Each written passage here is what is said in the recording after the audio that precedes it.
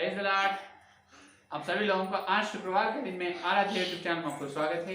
आइए आज को वचन को ध्यान करेंगे। तो कल के संदेश में प्रेरित और भविष्यवक्ताओं के बारे में अपन सुने हैं।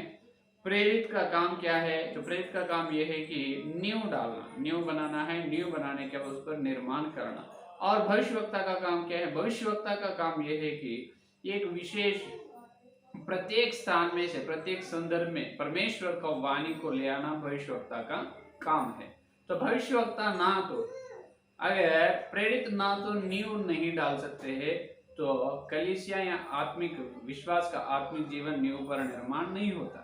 और भविष्यवक्ता न तो पवित्र लोग यीशु मसीह में सिद्ध नहीं बनते, यीशु मसीह के स्वरूप में नहीं बनते हैं पवित्र लोग। तो इसलिए प्रेरित और भविष्यवक्ता दोनों की जरूरी है। तो आज अपना ध्यानांश है कि भविष्यवक्ता को पहचानो।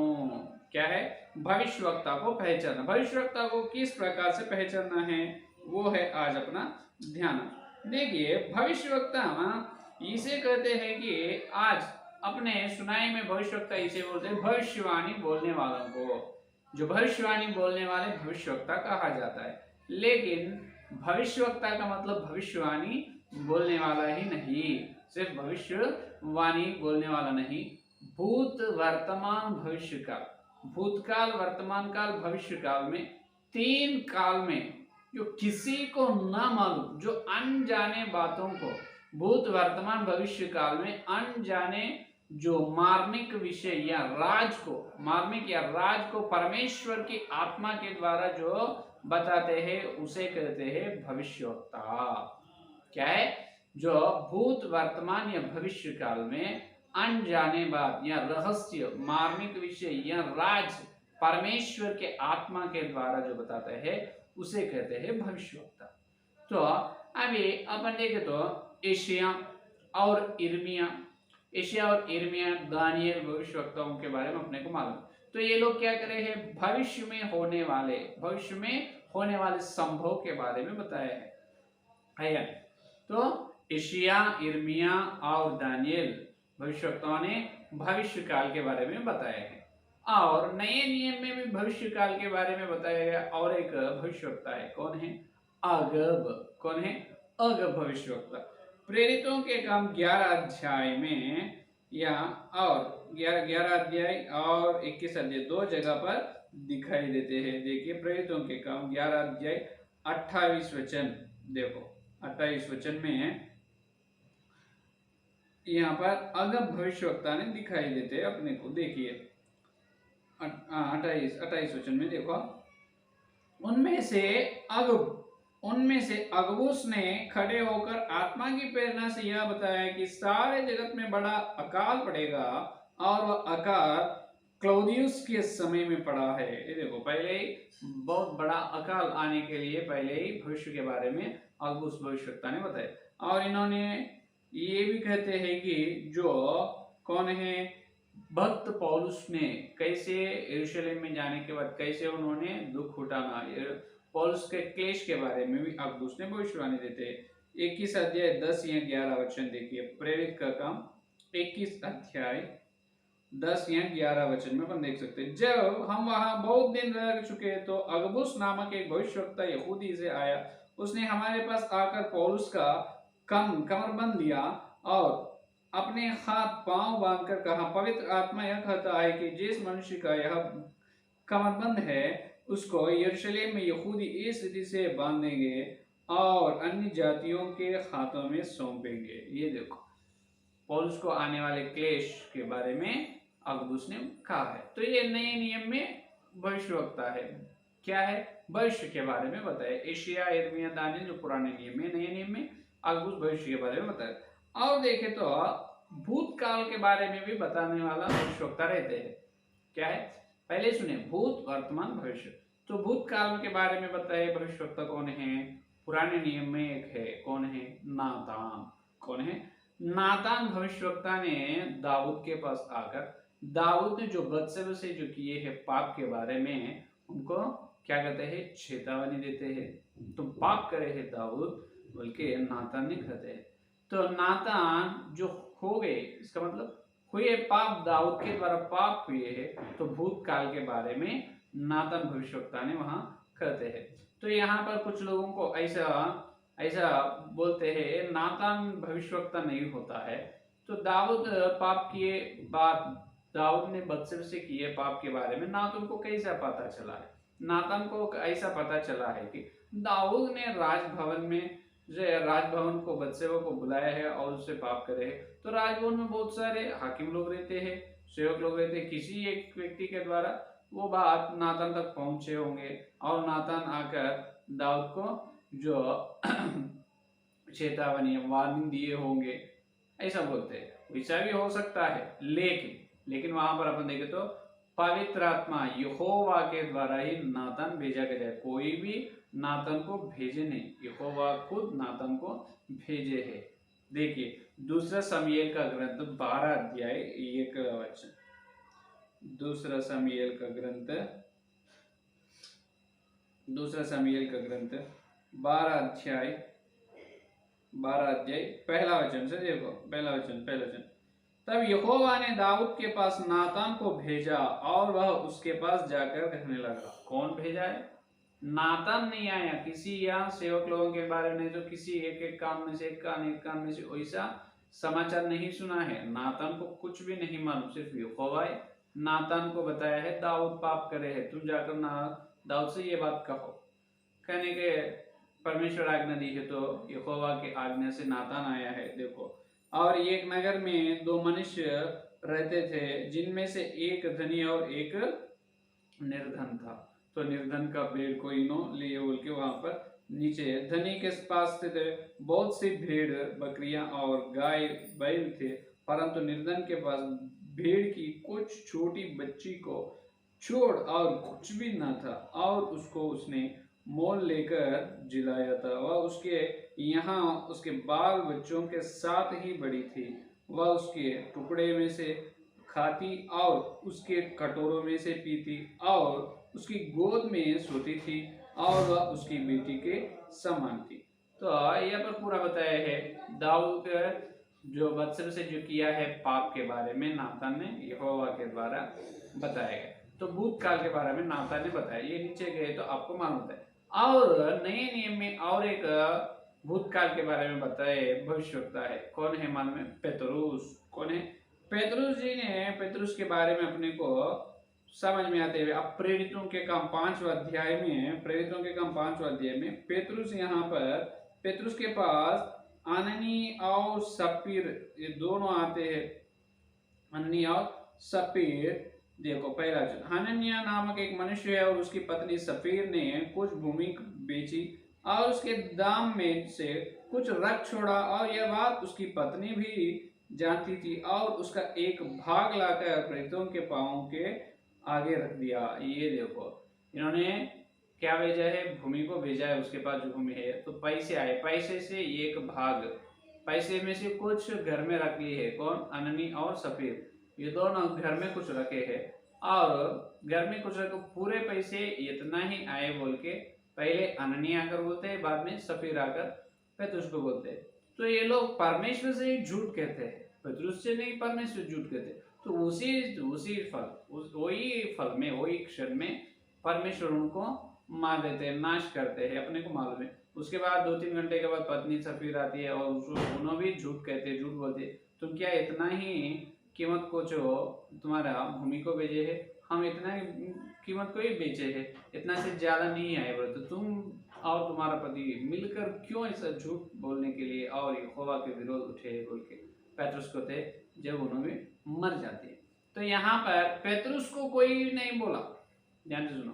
यहाँ पर पेतरुस को अननी और सफीर जो भूमि को कितने कीमती को बेचा है वो किसी को मालूम नहीं, सिर्फ वो पति और पत्नी को ही मालूम है।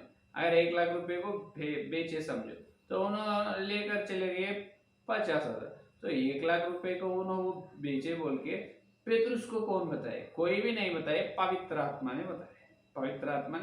तो ये भी हो गई बात, ये भी भूतकाल। जैसे दाऊद ने पाप करे तो नातान भविष्यवक्ता बताए, यहाँ पर अननी और सफीर ने जो किए पाप को भी पेतरुस को पवित्र आत्मा परमेश्वर ने बताया। ये भूतकाल के बारे में है। तो अभी देखो उसी प्रकार जो छिपे हुए बात है या नहीं। रहस्य बात को नातान बताए, पेतरुस भी बताए। और प्रथम कोरिन्थियोस की पत्री 14 अध्याय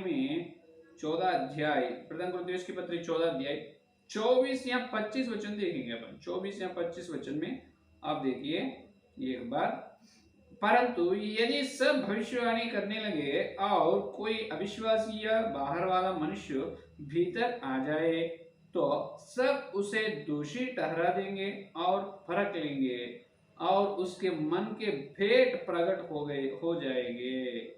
हालेलुया। देखिए, तो सभी लोग अन्य भाषा जो बात कर रहे हैं, जब भी कोई अविश्वासी अंदर आए हैं, जब क्या होता है, अविश्वासी अंदर आने के बाद उन्हें दोषी ठहरेंगे तो सब उसे दोषी ठहरा देंगे और परख लेंगे और उसके मन के भेद प्रकट हो जाए।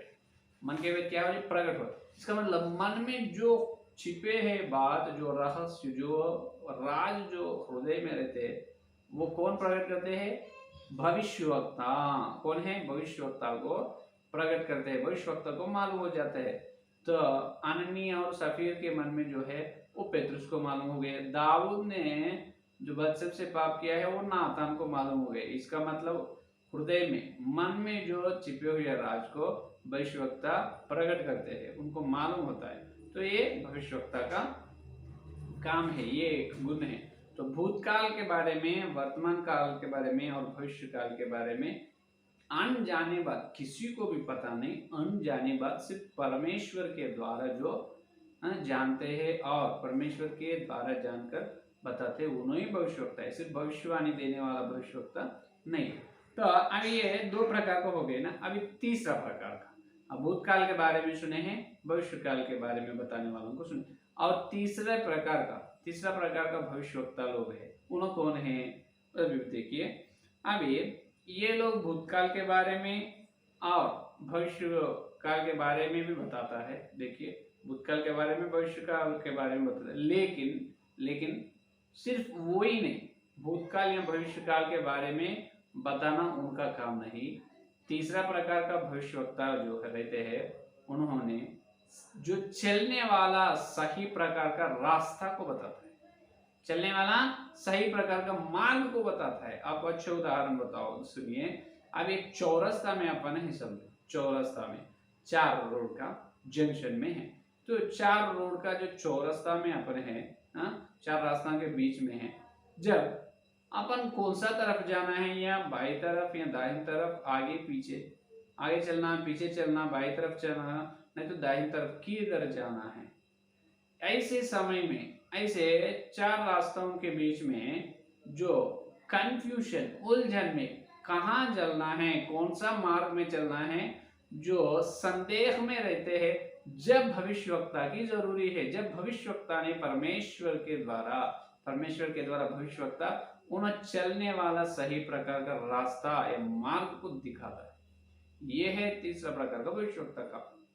क्या करता है? जो अपन एक संदेह में है, एक कंफ्यूजन में है, कुछ भी पता नहीं चल रहा है, क्या आगे चलना, पीछे चलो, नहीं तो दाहिनी तरफ, बाईं तरफ, किधर चलना है, जब भविष्यवक्ता की जरूरी है, जब भविष्यवक्ता ने परमेश्वर के आत्मा के द्वारा क्या करता है, सही प्रकार अपन जो रास्ता में चलना है वही रास्ता को भविष्यवक्ता बताता है। तो अच्छे उदाहरण एलिया, अच्छे उदाहरण पुराने नियम में एलिया के बारे में अपने को मालूम है। एलिया के बारे में, एलिया के जीवन में अपन देखें तो जब इस्राएल लोगों ने बहुत बड़ा सवाल में थे, बहुत बड़ा संदेह में थे। इस्राएल लोगों क्या यजबेल या बैल यहाँ देवता को आराधना कर रहे हैं, जब अहाब राजा और उनका पत्नी यजबेल ने बैल को क्या है, बैल को पूजा करने वाले थे। तो वो लोग इस्राएल लोगों को भी जबरदस्ती से बैल को पूजा करना की शुरू करे। जब बैल को वेदी बनाए हैं, इस्राएल लोग भी बैल का पूजा करे। जब एलिया को परमेश्वर ने भेजा है, भेजने से जब क्या है सिचुएशन, जब संदर्भ इस्राएल लोगों का संदर्भ ऐसा है कि उन्होंने बहुत बड़ा उलझन में थे, बहुत बड़ा संदेह में थे, क्या यहोवा परमेश्वर है नहीं तो बैल परमेश्वर है, यहोवा परमेश्वर नहीं तो बैल परमेश्वर है, किनको आराधना करनी है, किसकी उपासना हम करना है, किसकी स्तुति हम करना है, बड़ा संदेह में था। तब परमेश्वर ने एलिया को भेजा है। तो उस प्रकार कलीसियां एक विश्वास नहीं तो कलीसियां संदेह में या कौन से मार्ग में चलना है संदेह में सोचते रहते हैं जब भविष्यवक्ता की जरूरी है। भविष्यवक्ता आकर पवित्र आत्मा के द्वारा भविष्यवक्ता भेजा जाता है, उन्होंने आकर चलने वाला रास्ता को बताता है समझ में। क्योंकि वो जब हुआ है, आज नहीं हुआ, एलिया का समय में तो हुआ है। कलीसिया में जब उलझन था, आज कहाँ पर है बोल सकते। 2000 साल पहले ही इसराइल लोगों के सामने दो रास्ते थे, भाई यहाँ यहोवा परमेश्वर कौन है बोले। आज तो 4000 साल हो गए हैं, तो अभी 6000 साल है आदम से लेकर आज तक। तो अभी जब भी एलिया के समय वैसा है, आज तो जब दो ही रास्ता, आज तो 2000 से बढ़कर शिक्षाएं हैं कलीसिया में, 2000 से बढ़कर शिक्षाएं हैं, 2000 से बढ़कर रास्ता है। तो कौन से रास्ता सच्चे रास्ता है, कौन सी शिक्षा सत्य शिक्षा है, कौन सी शिक्षा प्रेरितों की शिक्षा है, बहुत बड़ा उलझन में कलीसिया है। तो आज कलीसिया को सही प्रकार से ठीक रीति से सच्चाई या सत्य बताने वाला प्रकट करने वाला भविष्यवक्ता की जरूरी है, बिल्कुल वो जरूरी आज है या नहीं। क्योंकि पहले जब अभी आहाब राजा और इजबेल ने बैल को पूजा करने के लिए इसराइल लोगों को मन फेर दी है, तो जब परमेश्वर ने बहुत क्रोध में आए हैं, परमेश्वर ने इसराइल लोगों को देखकर क्रोध में आकर एलिया को भेजा है, एलिया ने परमेश्वर के आत्मा के द्वारा यहोवा ही परमेश्वर है बोल के वहां पर इसराइल लोगों को बताया खैया ने। तो आज इतने हजारों शिक्षाएं कलीसिया में है, तो आज भी परमेश्वर को बहुत नफरत से, परमेश्वर को बहुत क्रोध है, क्योंकि पूरे कलीसिया को शैतान क्या कर रहे हैं, झूठ शिक्षाओं से झूठ सिद्धांत को प्रचार करके कलीसिया को पूरा खराब कर रहे हैं, मसीह की सिद्ध में पवित्र लोगों को जाने नहीं दे रहे हैं। कौन? शैतान। तो पवित्र परमेश्वर ने चुप रहेगा क्या? परमेश्वर चुप रहते? चुप नहीं रहते। अब परमेश्वर को भी क्रोध है। अब कलीसिया में जो है शैतान की शिक्षा, ये वचन के विरोध जो नाना प्रकार के इतने हजारों शिक्षा है, उसमें से सिर्फ कोई एक ही सत्य रहता है। तो वो सत्य शिक्षा को बताने के लिए, वो सत्य शिक्षा बराबर बताना है, वो सत्य शिक्षा के लिए परमेश्वर क्या कहते हैं, एलिया को भेजता है। एलिया के जैसा एक भविष्यवक्ता आज जरूरी है। तो उन्होंने आकर क्या करता है, कलीसिया को ठीक रीति से, जब एलिया जैसा ले गए हैं, आज भी कलीसिया को सत्य कौन सी है या प्रेरितों की शिक्षा, सत्य सिद्धांत कौन से है, वो शिक्षा में ले जाते हैं, है या नहीं। तो आज यहाँ पर कुछ लोगों का ऐसा डाउट आएगा कि क्यों आज एलिया की जरूरत क्या है, जब वचन नहीं है, जब शास्त्र नहीं है। आज शास्त्र है, वचन है बोलते हैं, नहीं, आज वचन है तो झूठ शिक्षा निकल रही वचन से, है या नहीं। जो वचन है, शास्त्र हो तो शास्त्रों के द्वारा ही झूठ शिक्षा फैल रही है, तो वचन के द्वारा ही। तो वचन हो तो रोकना ना, झूठ शिक्षाओं को रोकना था, जो क्यों नहीं रोका है।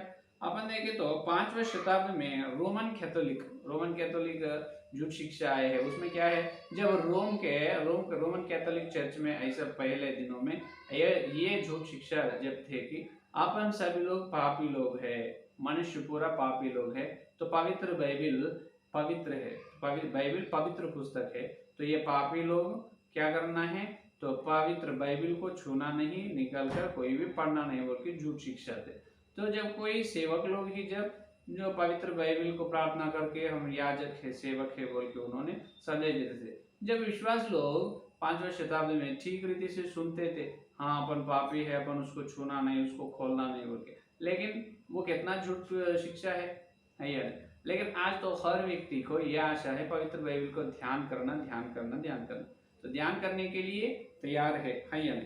तो आज ध्यान करने के लिए तैयार है, ध्यान कर रहे हैं, लेकिन ध्यान करने से भी सत्य मालूम नहीं हो रहा, क्योंकि पवित्र बाइबिल किस तरीका से पढ़ना है, किस तरीका से सत्य को देखना है, मालूम नहीं है विश्वास लोगों को, है या नहीं। सिर्फ ध्यान करने से, सिर्फ पढ़ने से सत्य नहीं समझ में आएगा। उसको एक पवित्रात्मा परमेश्वर ने उसको एक तरीका रखा है कैसे सत्य ग्रहण कैसे करना, पवित्र बाइबल में से सत्य कैसे देखना है, इतने नाना प्रकार की शिक्षाओं में सत्य कौन से है बोल के कैसे देखना, परमेश्वर ने एक विधि रखा है। वो कौन सा विधि है, कैसे पवित्र बाइबल को ध्यान करना, कल के संदेश में सुनिए, ठीक है।